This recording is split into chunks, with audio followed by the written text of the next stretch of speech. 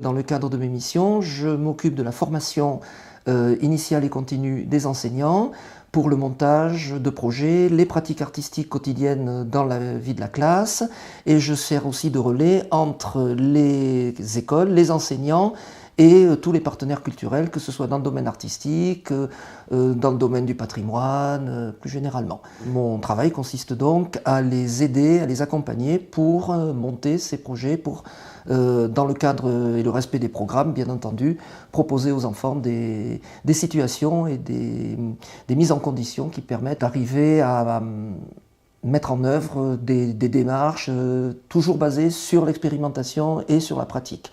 Ce que nous proposons aujourd'hui, c'est une activité qui se déroule en plusieurs temps. Alors, dans un premier temps, je situe le cadre institutionnel, un petit rappel des programmes, du socle et du parcours artistique et culturel de l'élève, qui sont quand même la base de notre fonctionnement. Les artistes, Anne-Paul Mounier et Céline Gaïdreau, qui sont donc deux artistes, l'une qui travaille plutôt sur la sculpture et le volume et l'autre plutôt sur le plat, qui sont deux artistes qui ont de forts liens avec la préhistoire et qui sont imprégnés de culture autour donc de la préhistoire et de l'archéologie. Proposent aux stagiaires des outils et des gestes. Et ces gestes, ces outils, les stagiaires les mettent en action pour une réalisation plastique personnelle. J'ai toujours dit qu'il manque un mot dans les programmes, c'est le mot patouiller. Donc là, je ne sais pas s'il est très correct, mais nous mettons les stagiaires en situation de patouillage. Et une grande partie du temps de l'atelier est consacrée à cet atelier de pratique, de réalisation d'œuvres. Les artistes ne montrent pas leur production afin de ne pas être inductrice, de ne pas donner de modèle, de ne pas donner envie aux stagiaires de refaire la même chose, ce que je pense qu'ils ne seraient pas capables de faire puisqu'ils ont affaire à deux plasticiennes dont c'est le métier et qui ont une longue pratique et une grande sensibilité. Donc ça aurait été totalement illusoire de leur proposer cela. Les stagiaires produisent. À la fin de l'atelier, nous les mettons en confrontation avec les œuvres. Nous faisons une présentation globale de toutes les œuvres et chaque stagiaire va avoir à proposer devant chaque œuvre quelques mots qui exprimeront et qui expriment son ressenti face à les outils qui nous étaient proposés, et quelqu'un a rajouté matière, éternité et matrice.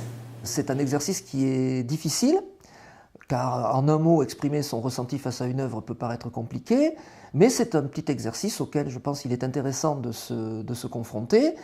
Donc les stagiaires produisent une œuvre, les œuvres sont présentées, mises en valeur, les stagiaires se prononcent par quelques mots autour de l'œuvre. Cela donne lieu à des échanges plutôt sur la démarche que sur la qualité plastique, moi nous l'espérons. En tout cas, tout le monde a un regard bienveillant sur les productions de ses collègues en espérant avoir le même en échange. Donc en général, les choses se passent très bien. Les artistes présentent leur démarche et présentent leurs œuvres, quand même, enfin. Mais elles le présentent donc lorsque les stagiaires ont terminé les productions, ce qui fait qu'on arrive dans une confrontation des démarches et non pas, on n'aura jamais été dans l'envie de copier ou de s'inspirer.